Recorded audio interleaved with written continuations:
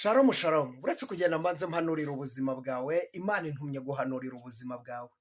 Ndashaka guhanurira uyu muntu umeze gutya. Hari umuntu umwuka w'Imana antumye kubwira aya magambo, umaze igihe muri we yarabuze amahoro yo mu mutima. Umaze igihe muri wowe wumva nta mahoro, wumva udatuje, Satani yagutwaye umunezero wawe. Imana intumye kukubwira ngo ikugaruriye umunezero wawe. Ayizonima shando wiribirifai. Umunezero wawe Satani yari yarawujyanye, ariko Imana intumye kukubwira ngo igaruye umunezero wawe mu izina rya Yesu. Imana igaruye umunezero wawe mu izina rya Yesu. Akira kugirirwa neza n'Imana. Umuririmbyi yuzuye umwuka ararimba aravuga ngo amahoro Yesu aha abantu be, ngo ayo ntagira akagero, ngo ntarondoreka, ajya ahumuriza abayafite, nutayata ntabwo wayakura.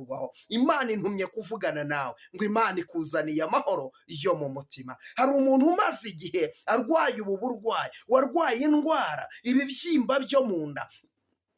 Ibyo bibyimba biragenda biba binini, birakura, ndetse urivuza biranga, birayoberana. Uyu munsi baravuze ngo bazakubaga, ibyo ngibyo biguteye ubwoba, urareba ukabona nta nzira byacamo ngo ukire. Baragerageje nta miti bataguhaye, ariko ndagira ngo nkubwire ngo humura, hari Imana imanuwe no kongera kugusana. Imana intumye kukubwira ngo humura, hari Imana ikora operasiyo, igakingura, igaca inzira aho zitari ziri. Imana ije kugukorera operasiyo kuko ari Imana ishobora byose. Nje kuvugana n'undi muntu, wewe umaze igihe kinini urugo rwarakunaniye, urubaka bikanga, ukagerageza bikanga, nta rugo umaramo kabiri, nta ukundana nawe ngo birambe. Igihe cyose iyo ugerageje kubaka urugo biranga, uhora wibaza ngo ni iki nakoze? Ntacyo wakoze, ahubwo igihe kirageze ngo imirimo y'Imana yerekanirwe muri wowe. Imana imanuwe no gukora ibikomeye mu buzima bwawe. Imirimo y'Imana igiye kwerekanirwa mu buzima bwawe. Imana iravuze ngo igukuyeho igisuzuguriro, uwo mwambaro w'igisuzuguriro Satani yakwambitse. Abantu bagufasheho ijambo, abantu